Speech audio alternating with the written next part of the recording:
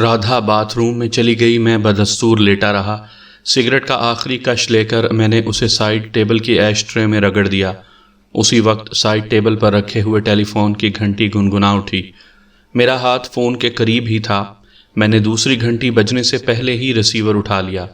اس وقت میرے ذہن میں یہ سوال گونج رہا تھا کہ فون کرنے والا کون ہو سکتا ہے۔ ہیلو، میں نے ماؤتھ پیس میں کہا۔ مسٹر ونود کمار، آواز آئی جو نسوانی تھی۔ جی، میری پیشانی پر بل آ گئے۔ کوئی خاتون آپ سے بات کرنا چاہتی ہیں سر۔ بولنے والی کا انداز بتا رہا تھا کہ وہ ہوٹل کی آپریٹر ہے۔ خاتون؟ میری پیشانی کی سلوٹیں اور گہری ہو گئیں۔ کیا میں ان کو ٹال دوں سر؟ آپریٹر نے پوچھا۔ نہیں، میں نے جلدی سے کہا، بات کراؤ۔ قدرے توقف سے ہلکی سی کلک کی آواز سنائی دی اور پھر میں نے ایک جانی پہچانی آواز سنی۔ Hello mister Vinod Kumar. وہ پرنسس تارا تھی۔ اس کی آواز کی ایک مخصوص کھنک کی وجہ سے میں اس کو ہزاروں آوازوں میں پہچان سکتا تھا۔ جی، میں نے ایک طویل سانس لے کر کہا، فرمائیے۔ میں نے دہلی میں آپ سے کہا تھا کہ مجھ سے مل لیجئے گا۔ مجھے موقع نہیں مل سکا، میں نے جواب دیا، اور اسی پل مجھے خیال آیا کہ شاید رینوکا دیوی بھی ہماری باتیں سن رہی ہوگی۔ اب بہتر یہی تھا کہ میں محتاط گفتگو کروں۔ خیر، پرنسس تارا نے کہا، اب آپ کوئی موقع نکال کر مجھ سے مل لیجئے۔ اسی میں آپ کی بہتری ہے۔ وقت اور جگہ کا تعین آپ خود کر لیجئے گا۔ مجھے آپ سے ملنے کی کوئی ضرورت نہیں ہے، میں نے خشک لہجے میں کہا۔ کیوں؟ پرنسس تارا کے لہجے میں حیرت تھی۔ اس لیے کہ اب میں نے عظیم رینوکا دیوی کی وفاداری کی قسم کھا لی ہے۔ میں نے یہ جواب اس لیے دیا تھا کہ رینوکا اسے سن لے اور مجھ پر اعتماد کرنے لگے۔ دوسری طرف سے پرنسس تارا کی ایسی ہنسی سنائی دی جیسے وہ میرے جواب سے محفوظ ہوئی ہو۔ پھر اس نے کہا، شاید آپ یہ سوچ رہے ہیں کہ رینوکا ہماری باتیں سن لے گی، لیکن آپ یہ خوف اپنے دل سے نکال دیجئے۔ مجھے آپ سے فون پر گفتگو کرنا تھی، اس لیے آپ کی آگرہ آمد سے پہلے ہی میں نے وہ آلہ آپ کے کمرے میں چھپا دیا ہے جو راشٹرپتی بھون میں میرے پاس تھا اور جو آس پاس کے تمام ٹرانسمیٹروں کو جام کر دیتا ہے۔ اس وقت میری اور آپ کی گفتگو رینوکا کے کانوں تک نہیں پہنچ سکتی۔ آپ کا خیال بالکل غلط ہے خاتون، میں نے پھر خشک لہجے میں کہا۔ تو کیا رادھا اس وقت آپ کے پاس موجود ہے؟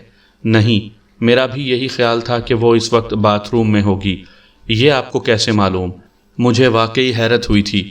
مجھے بھی کچھ پراسرار قوت حاصل ہے، ہلکے سے کہے کے ساتھ کہا گیا، لیکن فوراً ہی پرنسس تارا پھر سنجیدہ ہو گئی اور بولی، میں اس دنیا میں کسی بھی پراسرار قوت کو تسلیم نہیں کرتی ہوں مسٹر ونود کمار۔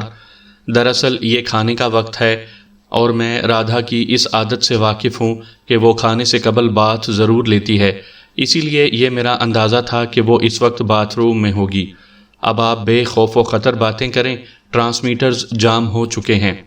آپ خام خیالی میں مبتلا ہیں محترمہ۔ مجھے اس کا تجربہ ہو چکا ہے کہ کسی قسم کے ٹرانسمیٹرز کی موجودگی یا عدم موجودگی سے کوئی فرق نہیں پڑتا۔ عظیم دیوی ہر وقت ہماری باتیں سن سکتی ہے۔ لیکن یہ خیال آپ کے ذہن میں کیسے آ گیا؟ فضول باتوں کے لیے میرے پاس بالکل وقت نہیں ہے، میں نے کہا اور ریسیور کو کریڈل پر رکھ دیا۔ اس وقت میرے دل کی دھڑکنیں خاصی تیز تھیں۔ میں پرنسس تارا سے گفتگو تو کرنا چاہتا تھا، لیکن یہ موقع اس کے لیے مناسب نہیں تھا۔ یہ موقع! میں نے محسوس کیا کہ مجھے کبھی بھی کوئی ایسا موقع نہیں مل سکتا جب میں رینوکا دیوی کی مرضی کے خلاف کسی سے گفتگو کر سکوں۔ وہ کسی پل بھی مجھ سے بے خبر نہیں رہتی تھی۔ مجھے اس کے اتنے تجربات ہو چکے تھے کہ اب میں کوئی خوفناک تجربہ نہیں کر سکتا تھا۔ میں نے ایک بات پہلے بھی سوچی تھی اور اب بھی سوچنے پر مجبور تھا کہ خود کو حالات کے دھارے پر بہتا رہنے دوں اور اپنے وقت کا انتظار کروں، لیکن میں یقین سے نہیں کہہ سکتا تھا کہ کبھی میرا وقت آئے گا یا نہیں۔ پرنسس تارا سے پہلی ملاقات نے میری بے قراری دو چند کر دی۔ اس نے میری انگشتری سے اندازہ لگایا تھا کہ میں کسی متمول خاندان سے تعلق رکھتا ہوں، اور چونکہ وہ انگشتری میری ایک خاص انگلی میں تھی، اس لیے یہ اندازہ ہوتا تھا کہ یا تو میری منگنی ہو چکی ہے یا پھر شادی۔ ممکن ہے کہ میں شادی شدہ ہی ہوں۔ میرے ذہن میں خیالات کی روب بہتی رہی۔ ایسی صورت میں یہ بھی ممکن تھا کہ میں ایک، دو یا زیادہ بچوں کا باپ بھی ہوتا۔ یہ احساس میرے لیے بڑا کربناک تھا کہ میرے متعلقین پر نہ جانے کیا گزر رہی ہوگی، نہ جانے کہاں ہوں گے وہ، کیا میں انہیں تلاش کر پاؤں گا؟ میرا خیال تھا کہ میں ایسا نہیں کر سکوں گا، رینوکا دیوی اس معاملے میں بھی یقیناً مزاحم ہوگی۔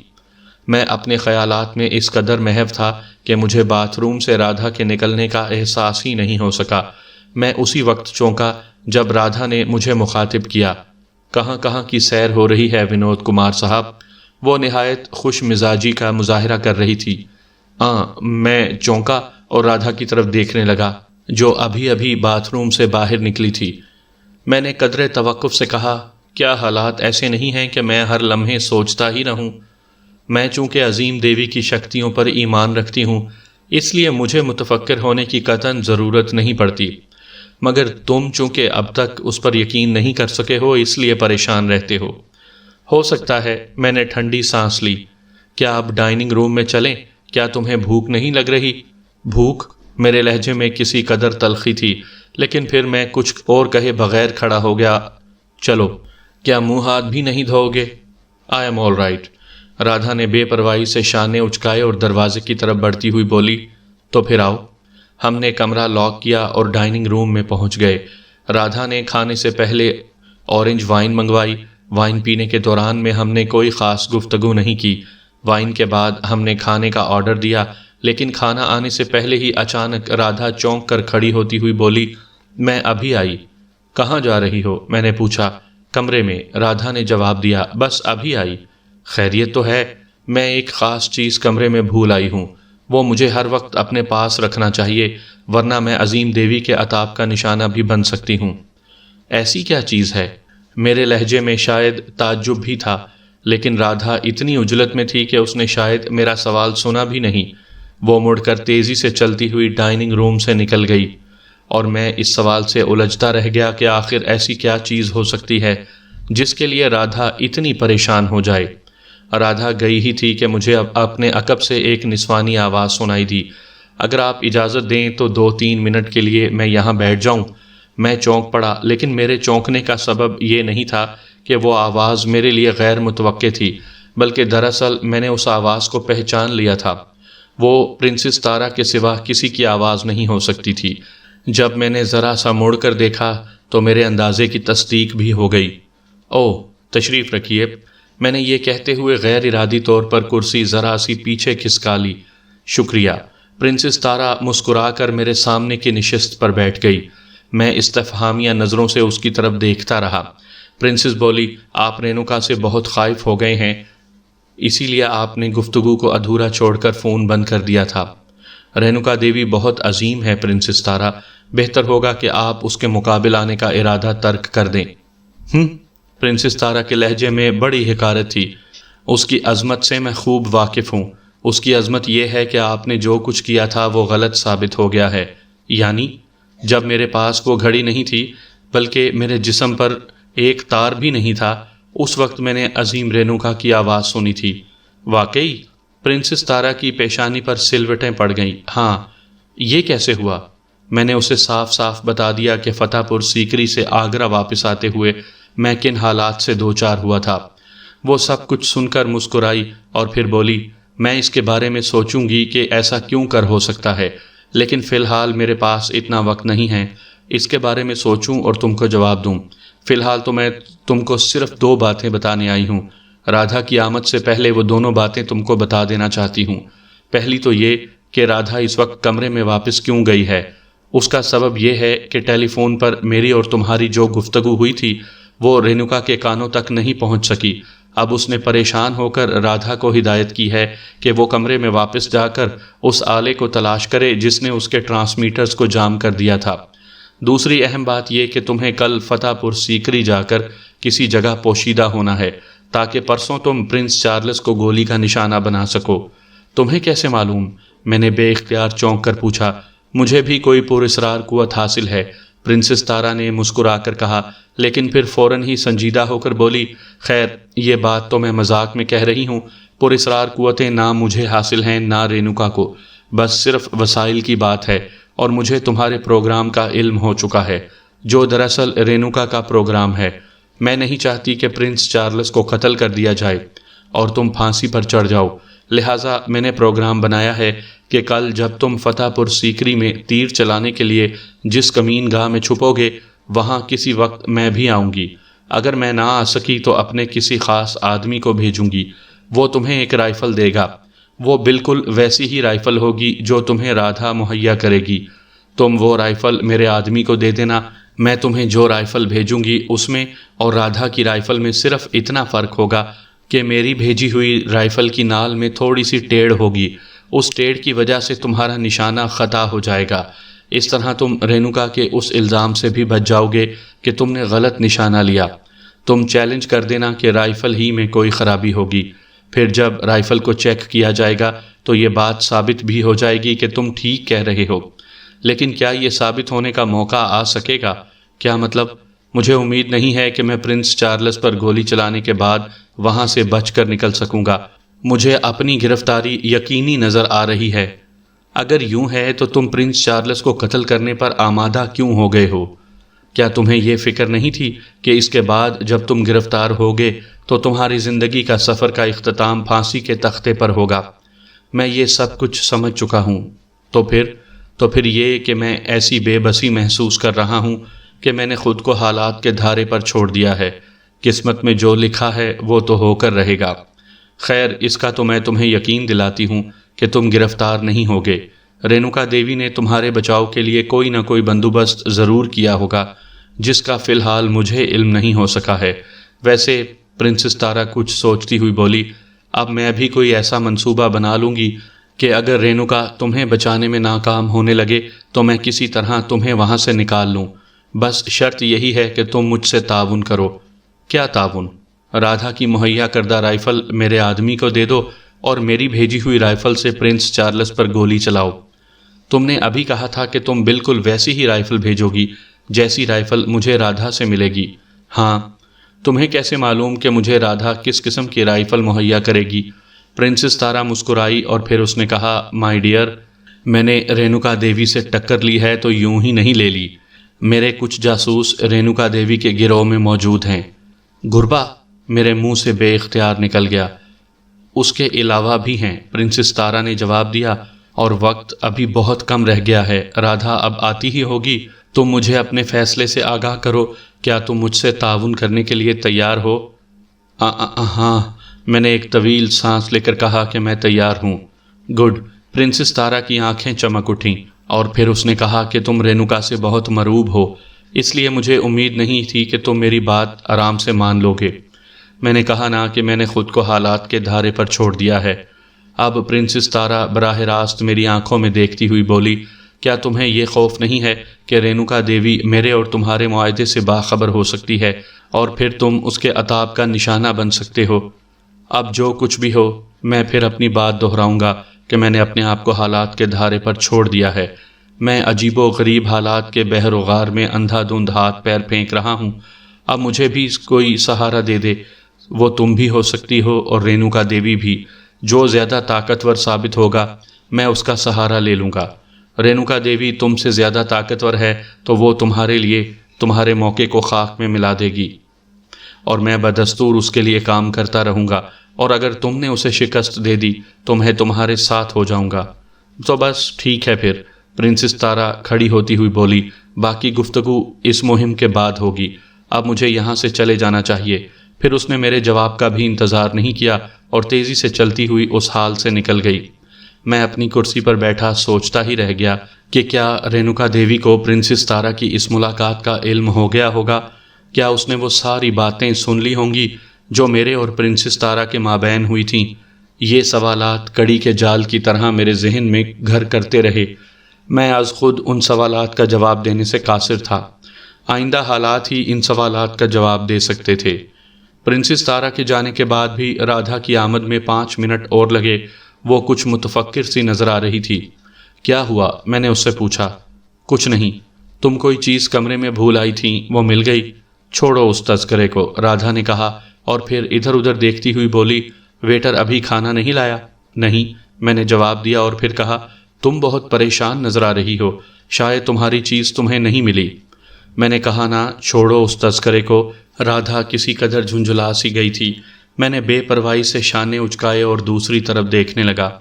میں سوچ رہا تھا کہ شاید اس مرحلے پر رینوکا دیوی کو شکست ہو چکی ہے۔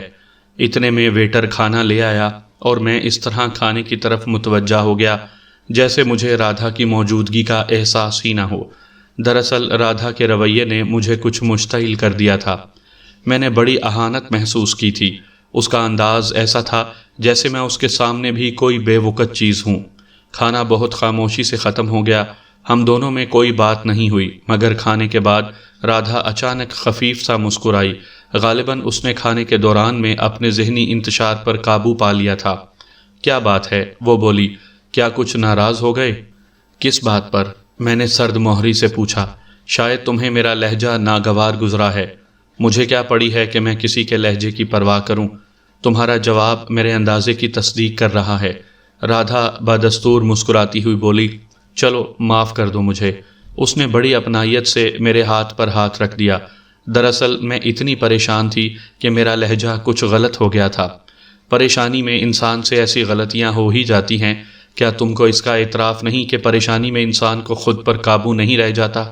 اس کا انداز گفتگو اس وقت اتنا پیارا تھا کہ میں پگھل گیا۔ میں اس سے انکار نہیں کر سکتا تھا کہ پریشانی میں انسان سے اس قسم کے کام ہو ہی جاتے ہیں۔ میں نے ایک طویل سانس لے کر کہا، مجھے واقعی تمہارا لہجہ ناگوار گزرا تھا۔ میں اس کے لیے معذرت خواہ ہوں۔ چلو دفع کرو اس ذکر کو۔ میں مسکرا دیا۔ اب یہ بتاؤ کہ تم اتنی پریشان کیوں تھیں اور اب کیوں نہیں ہو؟ پریشان تو میں اب بھی ہوں، لیکن میں نے خود پر اتنا قابو پا لیا ہے کہ پریشانی ظاہر نہ ہو۔ آخر بات کیا ہوئی؟ مجھے افسوس ہے ونود کہ میں تمہارے اس سوال کا جواب نہیں دے سکتی۔ بعض باتیں ایسی ہوتی ہیں جو میں عظیم دیوی کی اجازت کے بغیر کسی کو نہیں بتا سکتی۔ تو پھر چھوڑو سب باتوں کو۔ میں نے کہا، کیا اس ہوٹل میں ریکریشن ہال بھی ہے؟ کیوں؟ کچھ دیر رقص کیا جائے۔ مجھے یاد پڑتا ہے کہ میں والز اور کوئک سٹیپ وغیرہ اچھی طرح جانتا ہوں۔ نہیں ونود، رادھا نے ایک طویل سانس لے کر کہا، بس اب چل کر سونا چاہیے۔ میں بہت تھکان محسوس کر رہی ہوں۔ تم نے ڈرائیونگ بھی تو بہت کی ہے۔ واپسی پر یا جاتے ہوئے مجھے ڈرائیو کر لینے دیتی۔ کل جب چلیں گے تو تم ہی ڈرائیو کرنا، رادھا نے کہا، اور پھر ویٹر کو اشارے سے بلا کر بل منگوایا۔ جب بل آیا تو رادھا ہی نے اس پر دستخط کیے اور کھڑی ہو گئی۔ ہم واپس کمرے میں پہنچے۔ تھکا ہوا تو میں بھی تھا، لیکن مجھے فوری طور پر نیند نہیں آ سکی۔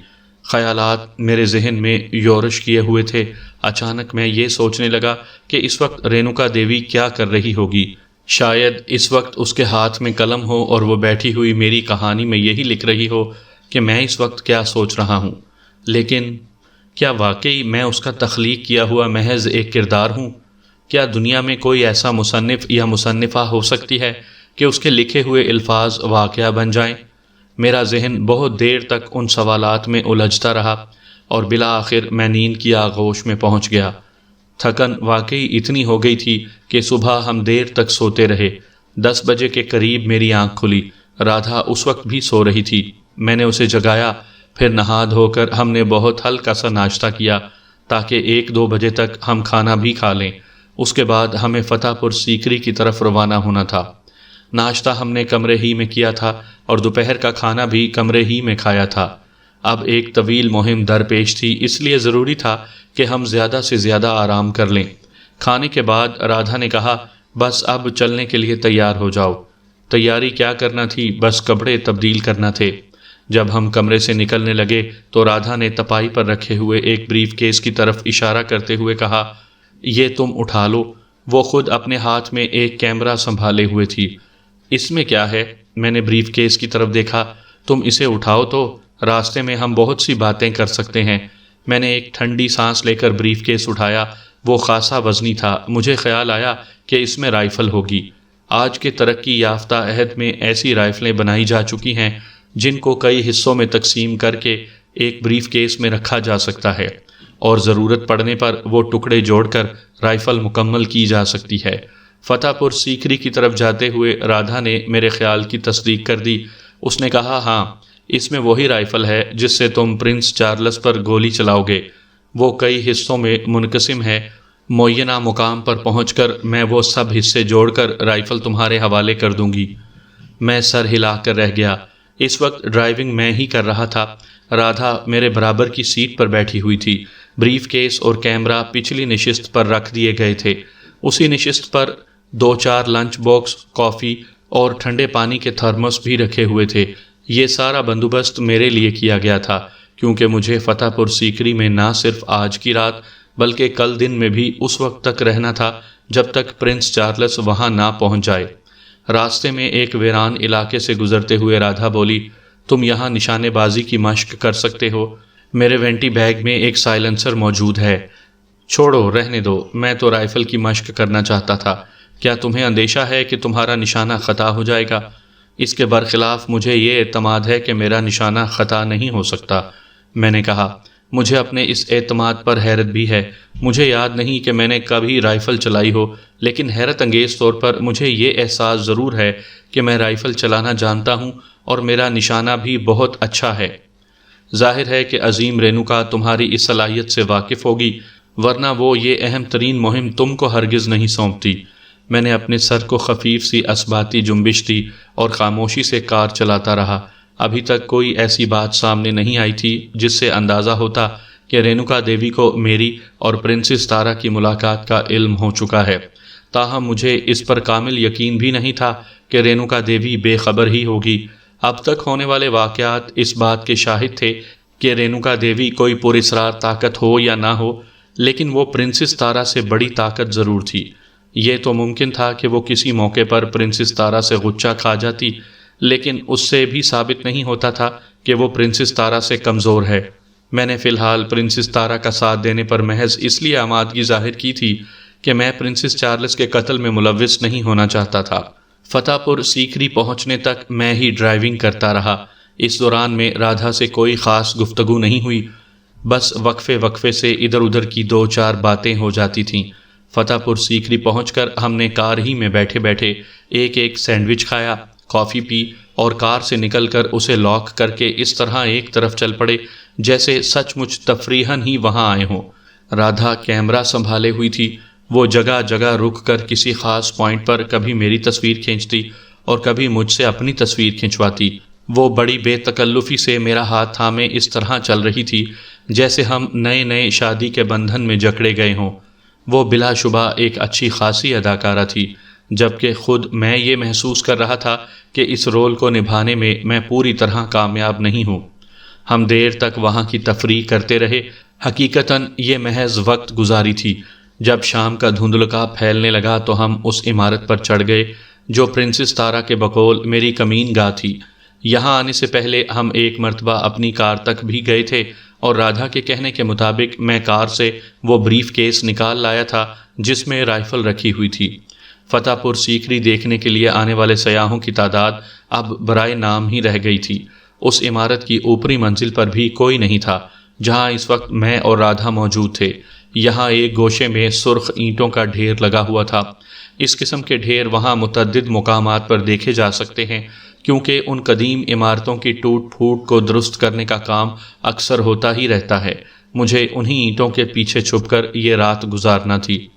تم ذرا دیکھتے رہو کہ اوپر کوئی آ تو نہیں رہا، رادھا نے مجھ سے کہا اور میں دیوار کے اوپر سے نیچے دیکھنے لگا۔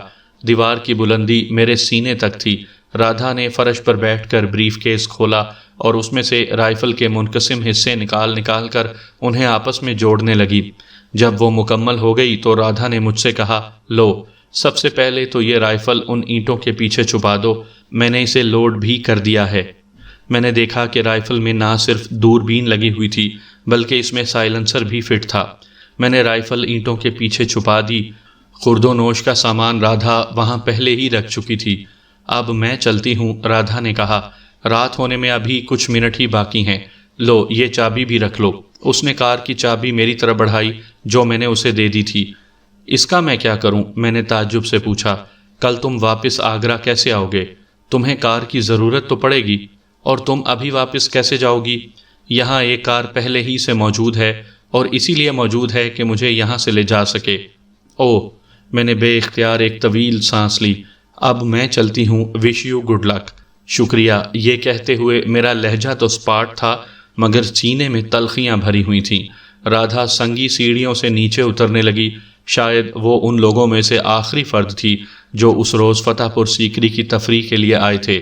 اور پھر رات ہو گئی، ایک صبر آزما رات۔ سامعین کرام، آپ سن رہے ہیں خوفناک اور ڈراؤنی کہانی جال۔ یہ اس سلسلے کی قسط نمبر 11 ہے۔ مجھے امید ہے آپ کو میری یہ کاوش پسند آ رہی ہوگی۔ مجھے وہ رات اینٹوں کے اس ڈھیر کے پیچھے فرش پر پڑے پڑے گزار دینا تھی۔ ہر چند وہاں کھانے پینے کا سارا سامان موجود تھا، لیکن ایسی جگہوں پر اس طرح گزاری جانے والی راتوں کو پرآسائش تو ہرگز نہیں کہا جا سکتا۔ تو وہ رات میرے لیے ایک صبر آزما رات تھی، اور امکان یہی تھا کہ مجھے ساری رات نیند نہیں آ سکے گی۔ اندھیرا اور ویرانی بڑھتی چلی گئی۔ دور کہیں کبھی کبھی کوئی الو بول دیتا تھا تو اس سناٹے پر جیسے ایک ضرب سی پڑتی تھی، اور اس ضرب کا احساس مجھے اپنے اعصاب پر ہوتا تھا۔ اس وحشتناک ماحول میں کھانے کی خواہش بھی ختم ہو گئی تھی، لیکن آدھی رات کے بعد بھوک بہت بڑھ گئی تو میں نے لنچ باکس نکال کر ڈنر کیا۔ سب کچھ ٹھنڈا تھا، لیکن اس وقت اگر کوئی خوش ذائقہ چیز بھی کھانے کو ملتی تو شاید اچھی نہ لگتی۔ کھانے کے بعد میں نے کافی بھی پی اور سگریٹ بھی۔ اس کے بعد میں کپڑوں کے خراب ہو جانے کے خیال کو دل میں لائے بغیر فرش پر دراز ہو گیا۔ بیٹھے بیٹھے میری کمر دکھنے لگی تھی۔ رات اتنی گزر چکی تھی کہ اب آسمان پر ستارے بھی اونگتے ہوئے سے معلوم ہو رہے تھے۔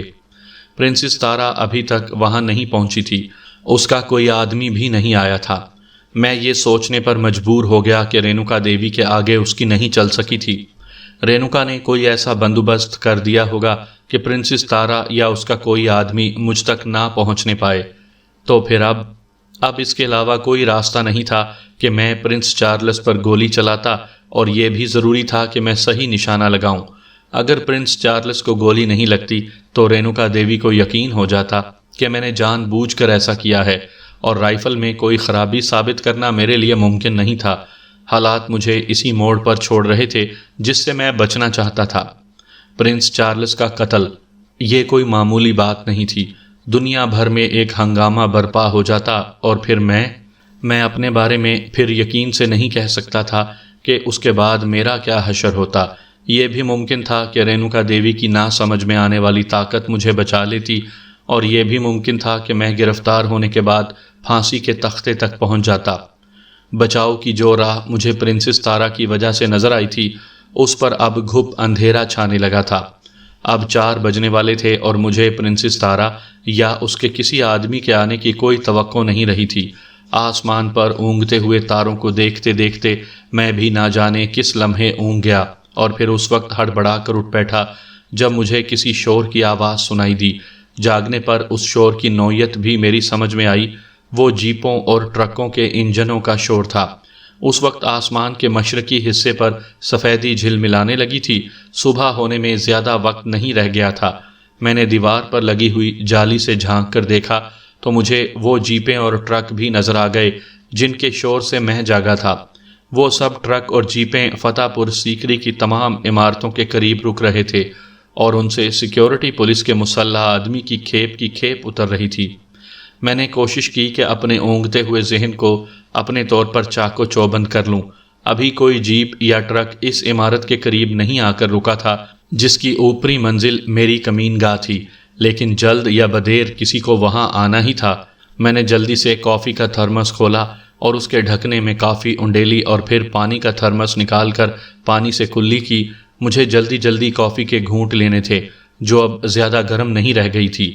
آخر سنگی زینے پر وزنی جوتوں کی دھمک سنائی دینے لگی۔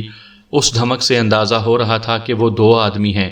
مجھے یوں لگا جیسے وہ دھمک 2 حصوں میں تقسیم ہو گئی ہو۔ غالباً ایک آدمی نچلی منزل پر رک گیا تھا، دوسرا آدمی اوپر چڑھا چلا آیا تھا۔ میں نے خود کو اینٹوں کے پیچھے اچھی طرح سکیڑ لیا تھا اور رائفل بڑی مضبوطی سے ہاتھوں میں تھام لی تھی۔ میں نے ارادہ کر لیا تھا کہ اگر وہ گارڈ اینٹوں کے ڈھیر کی طرف آیا تو یقیناً مجھے دیکھ لے گا، اور اس وقت میرے بچاؤ کی صرف یہی ایک صورت ہوگی کہ میں رائفل کو پوری طاقت سے اس کے سر پر رسید کر کے اسے بے ہوش کر دوں۔ لیکن گارڈ کے قدموں کی دھمک اینٹوں کے ڈھیر کی طرف نہیں آئی۔ میں نے جھانک کر دیکھا، وہ میری مخالف سمت میں اس جگہ جا کھڑا ہوا تھا جدھر سے پرنس چارلس نے گزرنا تھا۔ میری طرف اس کی پشت تھی۔ میں نے دھڑکتے ہوئے دل کے ساتھ سوچا، کیا میں فوراً حرکت میں آ جاؤں؟ اس گارڈ کو بے ہوش کر کے مجھے اس کی جگہ تو لینا ہی تھی۔ اب مجھے صرف یہ فیصلہ کرنا تھا کہ میں فوری اقدام کروں یا کچھ انتظار کر لیا جائے۔ شہزادہ چارلس کو اتنی صبح تو وہاں نہیں لایا جا سکتا۔ حفاظتی بندوبست تو اتنی جلدی محض اس لیے کیا گیا تھا کہ لوگوں کا ہجوم ہونے کے بعد اس میں دشواری پیش آتی۔ انتظامیہ نے وہاں کی تمام عمارتوں کی اوپری منزل کو لوگوں سے خالی رکھنے کا فیصلہ کیا تھا اور اسی لیے وہاں گارڈ متعین کیے گئے تھے۔ دوسرے گارڈ کے قدموں کی دھمک میں نے نچلی منزل پر رکتی محسوس کر لی تھی۔ اسے وہاں اسی لیے متعین کیا گیا ہوگا کہ وہ لوگوں کو اوپری منزل پر آنے سے روک سکے۔ مگر اچانک میرے ذہن میں ایک ایسی بات آئی کہ مجھے فوراً حرکت میں آ جانے کا فیصلہ کرنا پڑا۔